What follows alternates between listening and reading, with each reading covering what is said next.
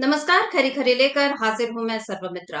राहुल गांधी के कारण बीजेपी को एक हफ्ते आराम रहा। आप जानते हैं राहुल गांधी की तबीयत ठीक नहीं थी तो वो कुछ दिनों तक चुनाव प्रचार से सियासी गहमागहमियों से दूर रहे। उतने दिन बीजेपी के लिए शायद शांति रही। हालांकि राहुल गांधी ट्विटर पर सक्रिय थे, उनके ट्वीट आते रहते थे, लेकिन राहुल गांधी चुनावी सभाओं में नहीं पहुंच रहे थे, रैलियों में नहीं पहुंच रहे थे। लेकिन जब से राहुल गांधी ने रैली में और सभाओं में आना फिर से शुरू किया, बीजेपी की मुश्किलें बढ़ने लगी। क्योंकि राहुल गांधी जो कुछ भी कहते हैं, जो करते हैं, वो तीर जो है वो सीधे निशाने पर लगता है और उससे बीजेपी तिलमिला जाती है। और एक बार फिर ऐसा ही होता हुआ दिख रहा है। राहुल गांधी का जो तीर है, तीर यानी जो वो सच बोलते हैं, जो सच्चाई सामने रख देते हैं, बीजेपी का बिल्कुल एजेंडा जो है लोगों के सामने खोलकर सामने रख देते हैं, उससे बीजेपी को काफी तकलीफ होती है। और अब तो ऐसा लग रहा है दिल्ली चुनाव को देखकर कि बीजेपी के साथ साथ अरविंद केजरीवाल को भी काफी तकलीफ हो रही है। क्योंकि उन्होंने कल के राहुल गांधी के भाषण के बाद ये कहा कि राहुल गांधी यानी कांग्रेस और बीजेपी जो है वो मिल चुके हैं। तो केजरीवाल का तिलमिलाना स्वाभाविक है, लेकिन इधर हम बीजेपी की तिलमिलाहट की बात कर रहे हैं। क्योंकि राहुल गांधी जब महू पहुंचे थे, एक हफ्ते का उनका गैप रहा, जो मैंने कहा कि वो बीमार थे, वो नहीं आ पा रहे थे, लेकिन उसके बाद जब वो महू पहुंचे मध्य प्रदेश के, और वहां उन्होंने जिस तरह संविधान को लेकर बातें की, जिस तरह बताया कि बीजेपी का एजेंडा क्या है, कैसे वो लोगों के हक छीन रही है, कैसे वो गरीबों को कुचल रही है, कैसे वो गुलामी के उसी दौर को वापस लाना चाहती है जिसको दूर करने के लिए स्वतंत्रता सेनानियों ने और कांग्रेस के लोगों ने बहुत सारी कुर्बानियां दी। राहुल गांधी ने वो सारा सच सामने रखा तो उनका तीर एकदम निशाने पर पड़ा और बीजेपी जो है तिलमिला गई।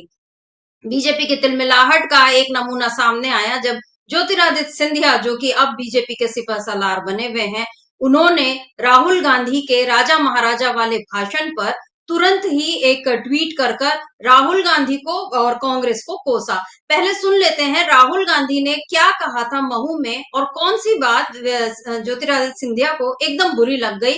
और ज्योतिरादित्य सिंधिया ने जब अपना वार किया तो फिर पवन खेड़ा जो कांग्रेस के नेता है, उन्होंने जो पलटवार किया, उसके बाद बीजेपी और चारों खाने चित्त नजर आ रही है। पर पहले सुन लेते हैं राहुल गांधी ने क्या कुछ कहा था महू में। कॉन्स्टिट्यूशन से पहले, संविधान से पहले इस देश में गरीबों के कोई अधिकार नहीं हुआ करते थे। संविधान से पहले, याद रखिए, आजादी से पहले इस देश में गरीबों के कोई अधिकार नहीं थे, दलितों के कोई अधिकार नहीं थे, पिछड़ों के कोई अधिकार नहीं थे, आदिवासियों के कोई अधिकार नहीं थे। अधिकार सिर्फ महाराजा राजा के थे। वो बदलाव आजादी के दिन आया था। आपको जमीन दी गई, जमीन का हक दिया गया, अधिकार दिए गए। बीजेपी आरएसएस चाहते हैं कि आजादी से पहले जो था, जहां गरीबों के कोई अधिकार नहीं थे, सिर्फ अंबानी अदानी जैसे लोगों के अधिकार थे, वैसा हिंदुस्तान चाहते हैं। यह लड़ाई हो रही है। वो चाहते हैं कि गरीब चुप बैठे, एक शब्द ना कहें, भूखे मर जाएं, कोई सपना ना देखें, और हिंदुस्तान अरबपति चलाए। जहां उनको एयरपोर्ट चाहिए एयरपोर्ट मिल जाए, जहां उनको पोर्ट चाहिए पोर्ट मिल जाए, जहां हाईवे चाहिए हाईवे बनानी है हाईवे बना ले, सारे के सारे कॉन्ट्रैक्ट उनके हाथ चले जाए। तो राहुल गांधी ने जो बातें कही और राहुल गांधी के तेवर देखकर आप समझ रहे हैं कि बीजेपी क्यों तिलमिलाती है। राहुल गांधी जिस तरह से वार करते हैं उसका कोई जवाब बीजेपी के पास नहीं रहता, और फिर वो इतिहास में जो हम कहते हैं कि पुराने वो गड़े मुर्दे उखाड़ने की कोशिश करती है, लेकिन उसमें भी बीजेपी के पैर ही धस रहे हैं। तो किस तरह से राहुल गांधी का तीर निशाने पर लगा है, आज इसी पर हम खरी खरी चर्चा करेंगे। हमारे साथ जुड़े हुए हैं अमलेंदु उपाध्याय जी।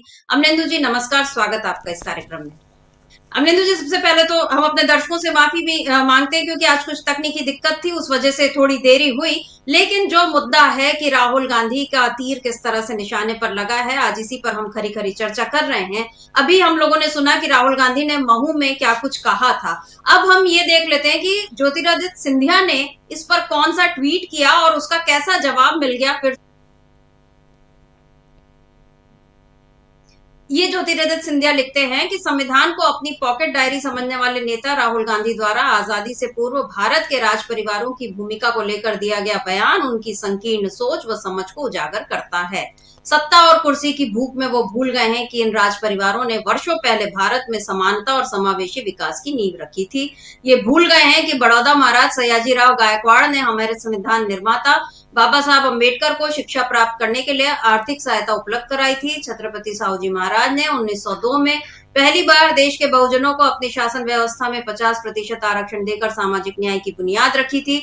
पिछड़े वर्गों को शैक्षणिक रूप से सशक्त बनाने के लिए ग्वालियर के माधव महाराज प्रथम ने पूरे ग्वालियर चंबल शिक्षा में शिक्षा और रोजगार के केंद्र खुलवाए थे। वह तानाशाही विचारधारा को जन्म देने वाली कांग्रेस थी, जिन्होंने दलितों, वंचितों और पिछड़ों वर्ग के अधिकारों पर कुठाराघात करने का काम किया। राहुल गांधी पहले इतिहास पढ़े, फिर बयानबाजी करें।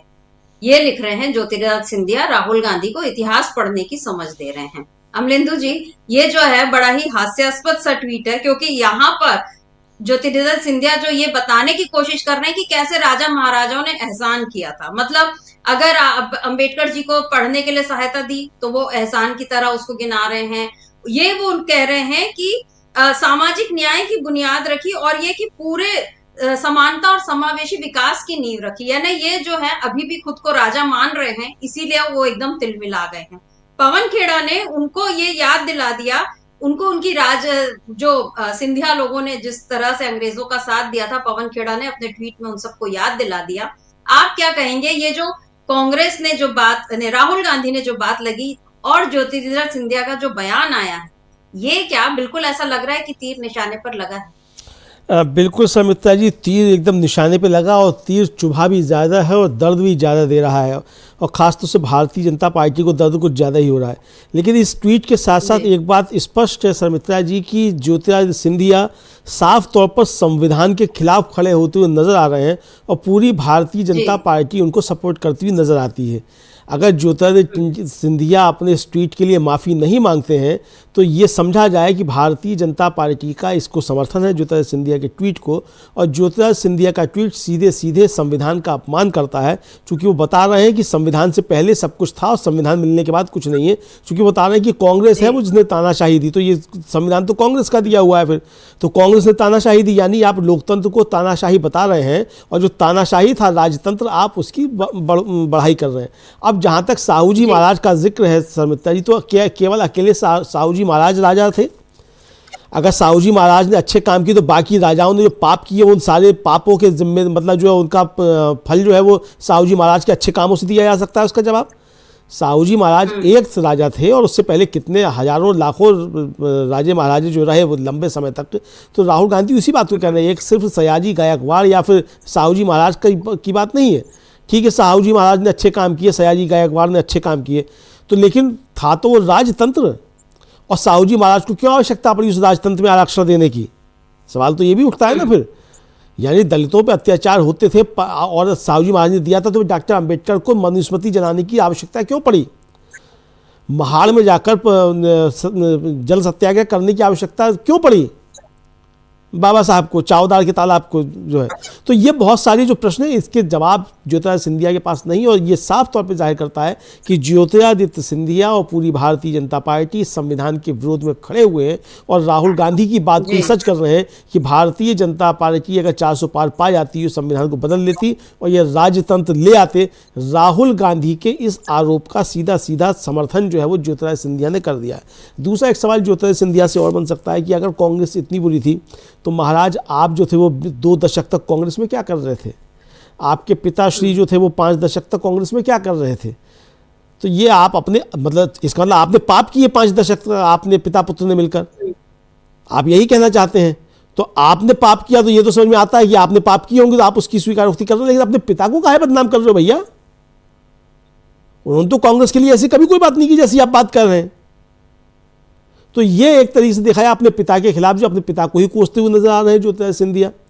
तो ये जो जिस तरीके से है, तो ये साफ तौर पर नजर आ रहा है कि तीर निशाने पर लगा है, और निशाने पर इतना ज़बरदस्त लगा है कि भारतीय जनता पार्टी तिलमिला गई है। उसको ये समझ में नहीं आ रहा है कि राहुल गांधी के इन आरोपों के जवाब कैसे दें। संविधान का मसला राहुल गांधी ने जिस तरीके से खड़ा किया है, वो साफ तौर पे भारतीय जनता पार्टी को परेशानी पैदा करने वाला है। समिता जी जी बिल्कुल। और ज्योतिरादित्य सिंधिया का जो बयान है, उनका जो ट्वीट है, जिस तरीके से, और उसमें एक चालाकी ये भी दिख रही है, मोदी शाह की चालाकी, क्योंकि वो खुद जवाब नहीं दे रहे, उन्होंने एक महाराजा को, मतलब एक राज परिवार से आने वाले व्यक्ति को आगे कर दिया, जो कि पूर्व कांग्रेसी भी रहा है, और इस तरह से वो बीजेपी ने इस मुद्दे को थोड़ा और अपनी तरफ से डाइवर्ट करने की कोशिश की। लेकिन ये जो रिएक्शन आया, जो प्रतिक्रिया आई है, उसी से जाहिर हो रहा है कि राहुल गांधी जो बात उठा रहे हैं, जो मुद्दे उठा रहे हैं, वो बीजेपी को परेशान कर देते हैं।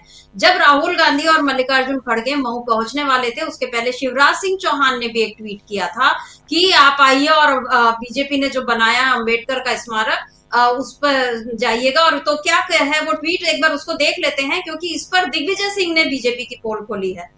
ये शिवराज सिंह चौहान लिख रहे हैं कि मल्लिकार्जुन खड़गे जी और राहुल गांधी जी, आप आज महू आ रहे हैं। महू में भारत रत्न डॉक्टर भीमराव अंबेडकर की जन्मस्थली पर बने भव्य स्मारक को जरूर देखिए, जिसे भारतीय जनता पार्टी की सरकार ने बनवाया है।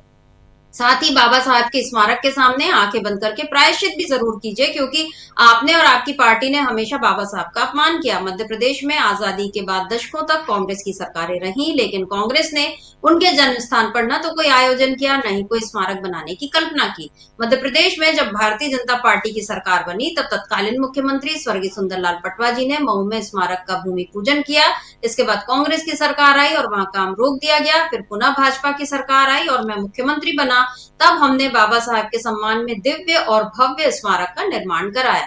मध्य प्रदेश में अब अंबेडकर महाकुंभ का आयोजन होता है, जिसमें बाबा साहब के हजारों अनुयायी आते हैं, जिनके रुकने, ठहरने एवं भोजन सहित अन्य समुचित व्यवस्थाओं का प्रबंध भारतीय जनता पार्टी की सरकार कर रही है।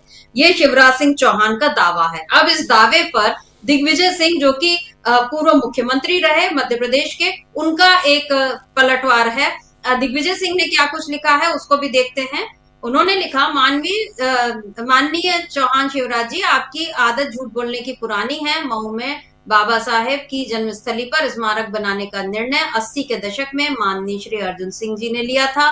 उसके बाद बाबा साहेब के स्मारक का स्वरूप क्या हो, उसको मूर्त रूप माननीय मोतीलाल जी वोरा ने दिया।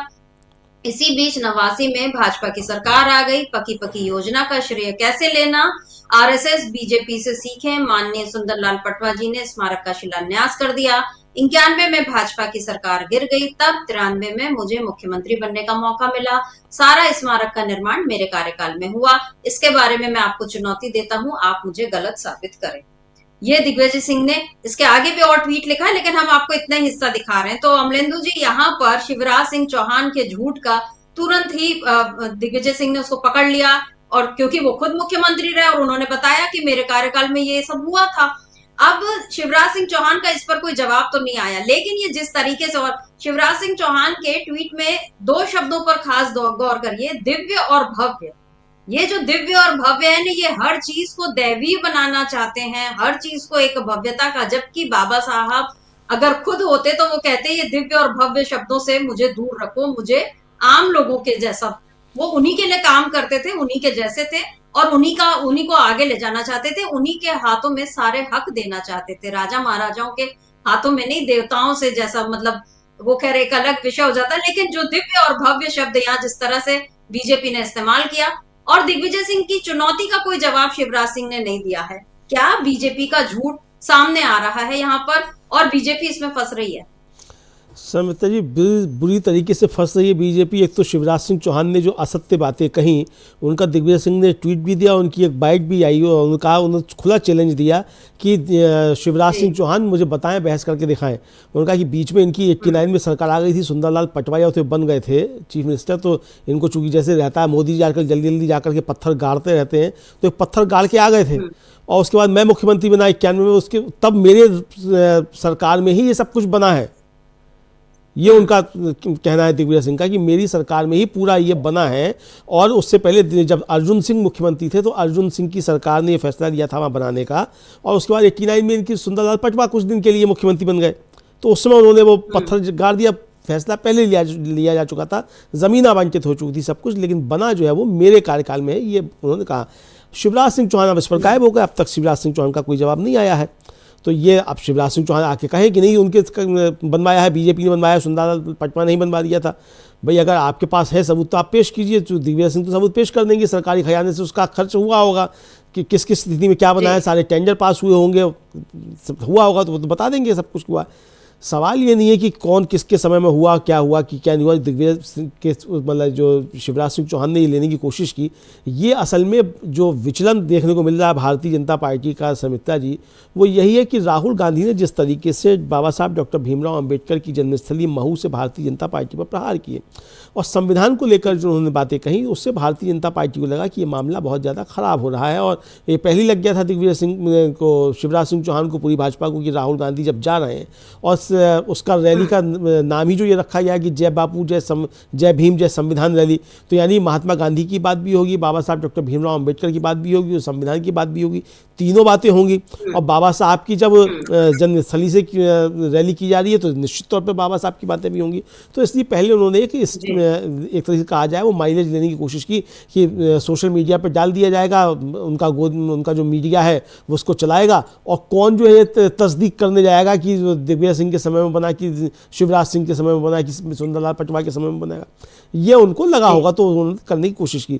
लेकिन वो चूंकि तथ्य सब सामने आ गए, और दूसरा जो बड़ा उनको दिक्कत हुई वो ये हुई कि जिस तरीके से मल्लिकार्जुन खड़गे ने वहाँ से प्रहार किया। मल्लिकार्जुन खड़गे ने कहा कि भाई बाबा साहब जिस जाति के थे उस जाति को यहाँ अभी तक अनुसूचित जाति में शामिल नहीं किया गया, हमारी सरकार बनेगी तो हम इसको शामिल करेंगे। तब इस पर जवाब क्या देगी भारतीय जनता पार्टी? तो कुल मिलाकर समिता जी ये है कि भारतीय जनता पार्टी चूंकि उन मसलों पर घिरी हुई है जो आम जनता के मसले हैं, दलितों, पिछड़ों, वंचितों के मसले हैं, उन पर भारतीय जनता पार्टी के पास सवालों के जवाब नहीं हैं, तो इधर उधर भटकाने की बातें की जाती हैं। ये उसकी पुरानी रीति नीति रही है, कोई आज की बात नहीं है। वो इसी तरीके से मसले उठाया करती हैं, लेकिन उसे ये अंदाज नहीं है भारतीय जनता पार्टी को कि अब ये 2014 नहीं है, 2025 शुरू हो चुका है और भारतीय जनता पार्टी के झूठ के पुलिंदे जो हैं वो फट चुके हैं और उन पुलिंदों की काट जो है दूसरे लोगों के पास आ गई है कि किस तरीके से सच से इस झूठ को धोया जा सकता है। ये भारतीय जनता पार्टी अभी स्वीकार करने को तैयार नहीं है, तो अपने पुराने रवैये पर लौटती है। उनका जो लगभग 99 साल का उनके पुत्र संगठन का जो इतिहास है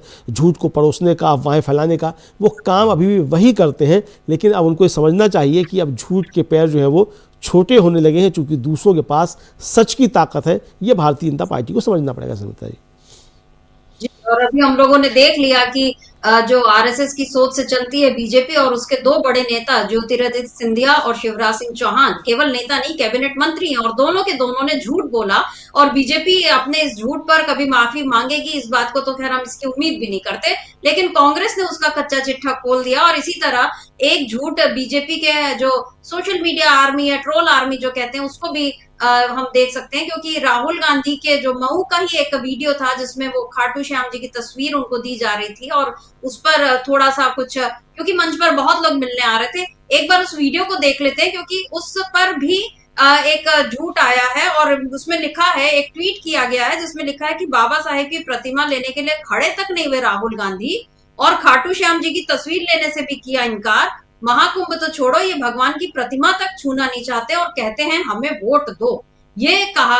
और अभी हम ये जो देख रहे हैं स्क्रीन पर, एक बार मैं चाहती हूँ कि फिर से दिखा दें, उसमें ये दिखेगा कि राहुल गांधी ने वो तस्वीर भी ली। और एक्चुअली हुआ ये कि वो खाटू श्याम की जो तस्वीर दे रहे थे, वो जो शख्स था वो मल्लिकार्जुन खड़गे के सामने आकर खड़ा हो गया था, तो उन्होंने उसको पीछे से आने बोला और बाद में फिर उन्होंने उससे लिया। कहीं राहुल गांधी ने ऐसा नहीं किया, लेकिन झूठ फैलाने वालों का काम अपनी ओर से चालू है। देख लेते हैं एक बार, ये देखिए वीडियो पूरा देख लेते हैं। हमारे जो उम्मीदवार रहे, जो चुनाव लड़े, वो तमाम साथी आदरणीय खड़गे साहब, वो आदरणीय राहुल गांधी जी का स्वागत करें। हमारे उम्मीदवार शहर कांग्रेस कमेटी, जिला कांग्रेस कमेटी के अध्यक्षों के नेतृत्व में जो तमाम हमारे उम्मीदवार रहे और तमाम आन और बान मध्य प्रदेश की आवाज, वो तमाम आदरणीय खड़गे साहब का, आदरणीय राहुल गांधी जी का स्वागत करते हुए इंदौर जिला कांग्रेस कमेटी और शहर कांग्रेस कमेटी के अध्यक्ष और उनके साथ उनके जो हमारे उम्मीदवार रहे 2023 के, उन्होंने स्वागत किया।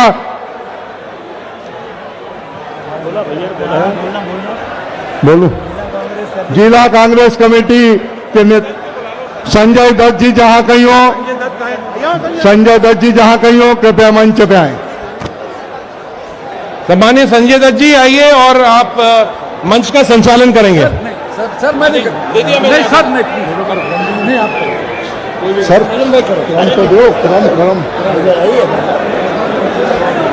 इंग्लिश में हिंदी में। सर मैं बता रहा हूँ। हाँ बोलो।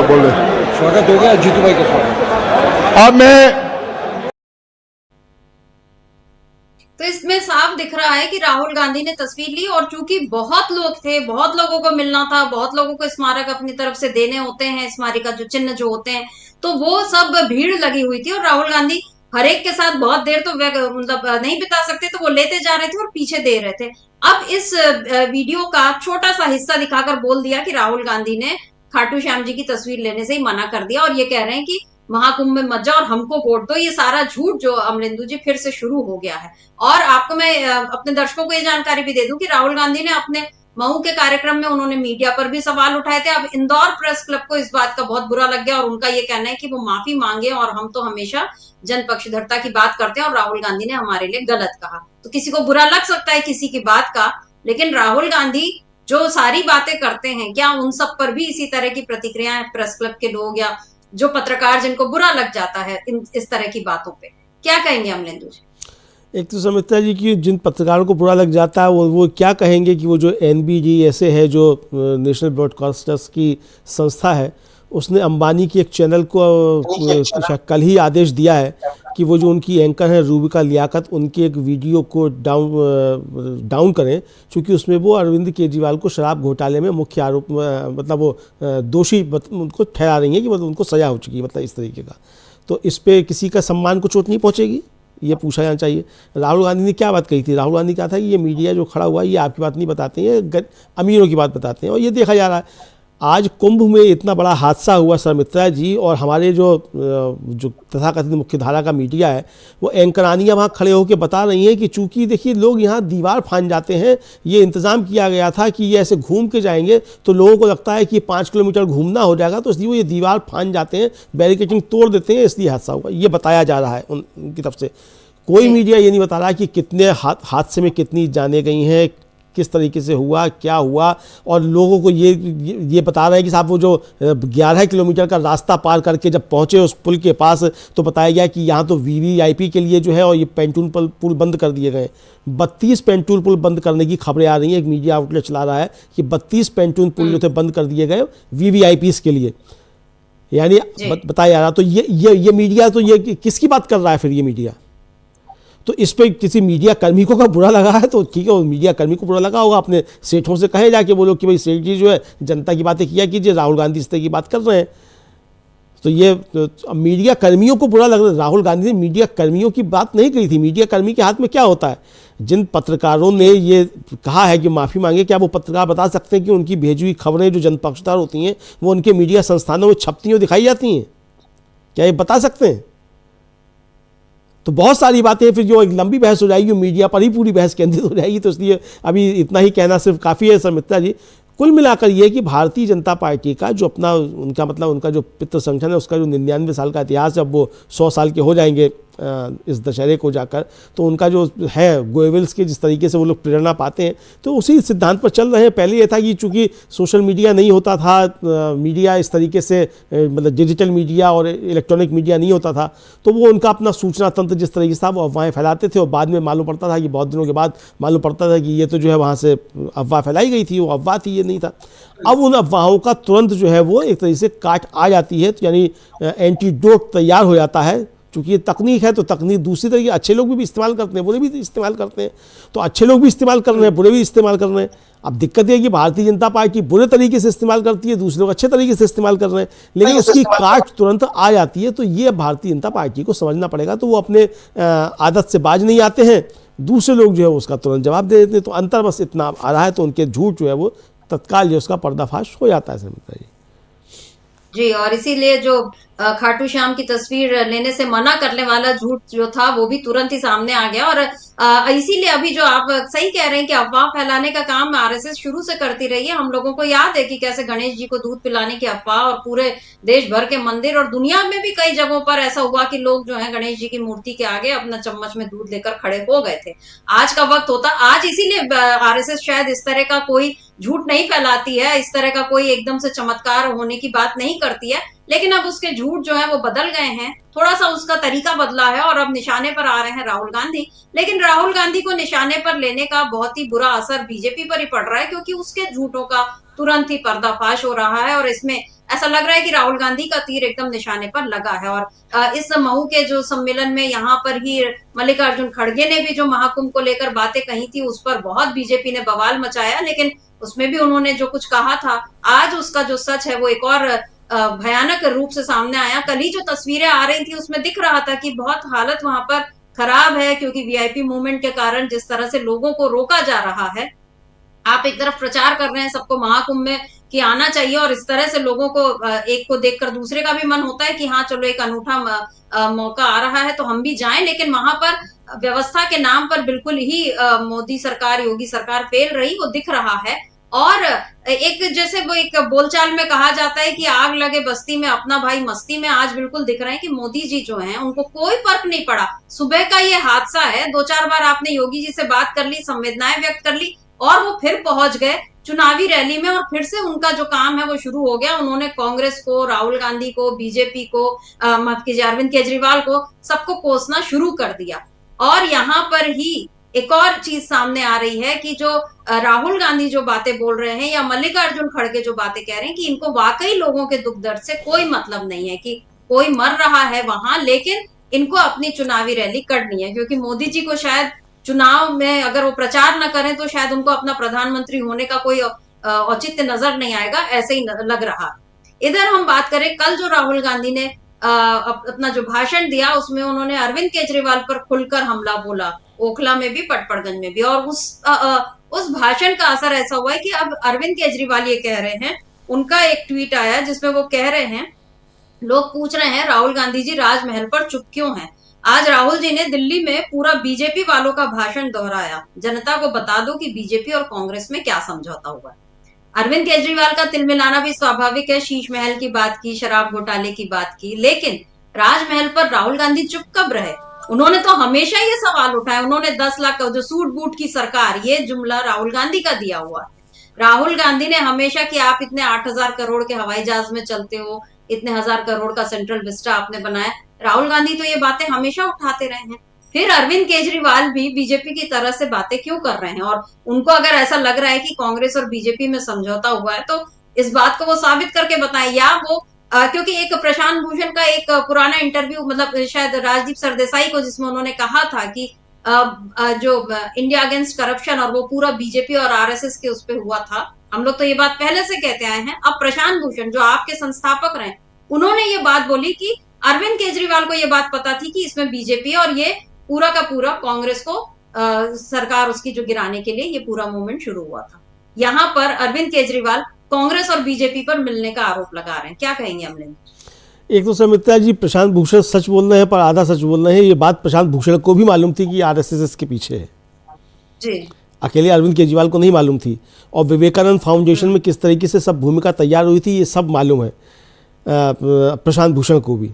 तो प्रशांत भूषण तो हालांकि उन लोगों में है जिनके पिता ने, शांति भूषण जी ने 1 करोड़ रुपया जो था वो दिया था आम आदमी पार्टी बनाने के लिए दिया था, और फिर उन्हीं प्रशांत भूषण को जो है किस तरीके से भगाया गया आम आदमी पार्टी से, ये सबके सामने आया। तो खैर वो एक अलग मसला है कि किसके किससे क्या संबंध है और क्या है। लेकिन अगर अपने पापों का प्रायश्चित प्रशांत भूषण कर रहे हैं तो ये अच्छी बात है।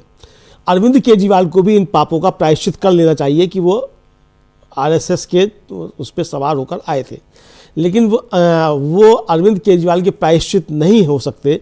इसलिए नहीं हो सकते चूँकि अरविंद केजरीवाल की नज़र में वो पाप नहीं है, क्योंकि अरविंद केजरीवाल भी उसी पाठशाला से आए हैं जिस पाठशाला से नरेंद्र मोदी आते हैं। दोनों की पाठशाला एक है, उसी स्कूल से आए हैं जहाँ से आते हैं। तो इसीलिए अरविंद केजरीवाल ने वही मोहन भागवत को चिट्ठी क्यों लिखी कि मोदी जी के बारे में बताइए, मोदी जी ऐसा करते हैं। क्या है मोहन भागवत? राष्ट्रपति हैं, राष्ट्राध्यक्ष हैं कि राजा हैं? कि मोदी जी की शिकायत मोहन भागवत से की जाएगी। क्या है मोहन भागवत? अरविंद केजरीवाल को बताना चाहिए ना किस हैसियत से उन्होंने मोहन भागवत को चिट्ठी लिखी।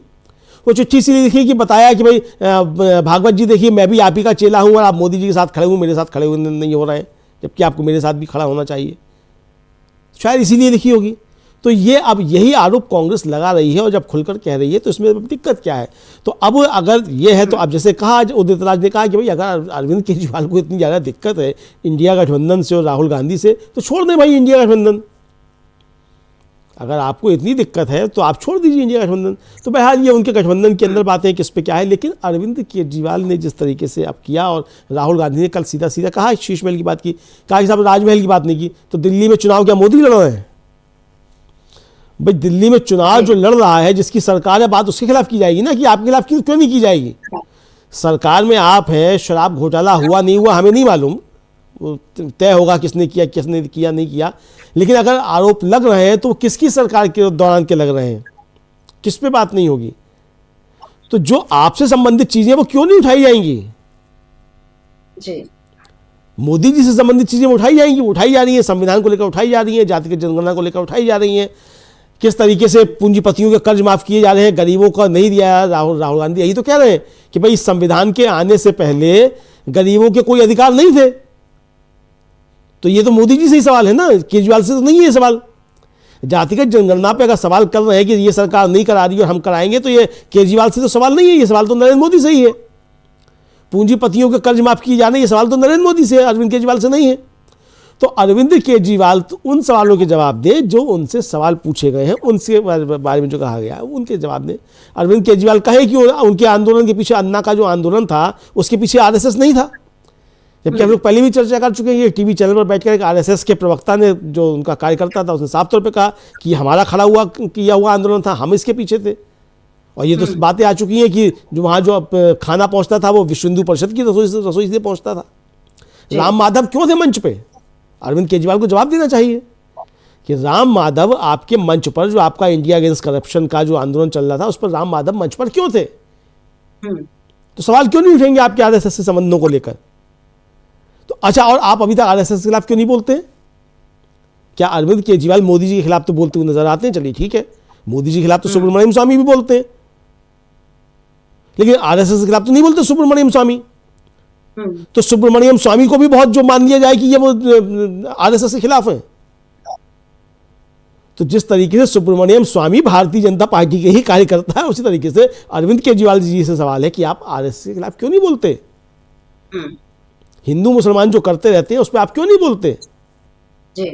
और राहुल गांधी यही सवाल उठा रहे हैं कि भाई जब दिल्ली का दंगा हुआ उस समय अरविंद केजरीवाल जी क्या कर रहे थे? शाहीन बाग के समय अरविंद केजरीवाल जी क्या कर रहे थे? तो यही सवाल तो पूछे जा रहे हैं।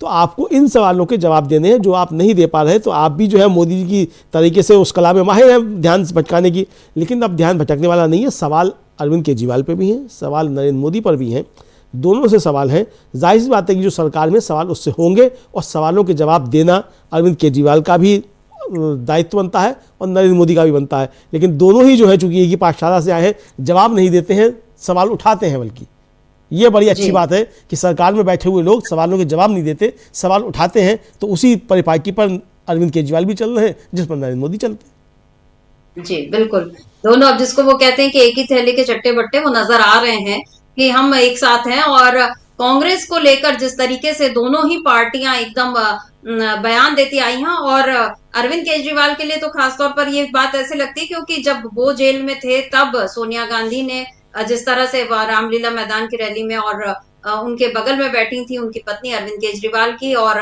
बाद में भी संजय सिंह से भी सोनिया गांधी ने जो संसद के बाहर बात की थी, तो वो सारी चीजें, सारे विजुअल सामने हैं। तो ये दिख रहा है कि कांग्रेस अब तक आम आदमी पार्टी पर उस तरह से अटैक नहीं कर रही थी, लेकिन जब उसको ये लगा कि एक आप किसी को बढ़ावा दे, मतलब आप उसका साथ दे रहे हैं या आप उस पर चुप हैं, लेकिन सामने वाला अगर आप पर अटैक करेगा तो कहीं ना कहीं पर पलटवार करना पड़ता है। और इस समय राहुल गांधी को जो सही लग रहा है वो उसी हिसाब से चल रहे हैं। और राजनीति है, चुनावी राजनीति है, और उसमें आपको जो मुद्दे उठाए जा रहे हैं उनके जवाब देने चाहिए। लेकिन आपने सही बताया कि अरविंद केजरीवाल जवाब नहीं दे रहे, वो उल्टे सवाल कर रहे हैं, या वो कांग्रेस को कटघरे में खड़ा कर रहे हैं कि वो बीजेपी के साथ है। हालांकि राहुल गांधी लगातार बीजेपी पर हमला करते हैं। और इसीलिए बीजेपी के जो हमले आ रहे हैं पलटकर, जो झूठ सामने आ रहा है, उससे समझ में आ रहा है कि राहुल गांधी के हमले, उनके जो तीर हैं वो निशाने पर पड़ रहे हैं। बीजेपी तिलमिला रही है। महू में रैली हुई, उसका असर अभी तक देखा जा रहा है। कल दिल्ली में जो कुछ राहुल गांधी ने कहा, उसका असर देखा जा रहा है। और अब जल्दी बजट सत्र जब शुरू होगा संसद में, फिर जब राहुल गांधी बोलेंगे, तब और कैसे घिरेगी बीजेपी और किस तरह तिलमिलाएगी, ये देखना दिलचस्प होगा। तो अमनेंदु जी, आज की इस चर्चा को हम यहीं रोकते हैं, समाप्त करते हैं। आपका बहुत बहुत शुक्रिया, और शुक्रिया आप तमाम दर्शकों का जो आप हमारे साथ जुड़े और आपने इस चर्चा को ध्यान से सुना। आगे भी आप बने रहिए डीबी लाइव के साथ और देखते रहिए डीबी लाइव। नमस्कार।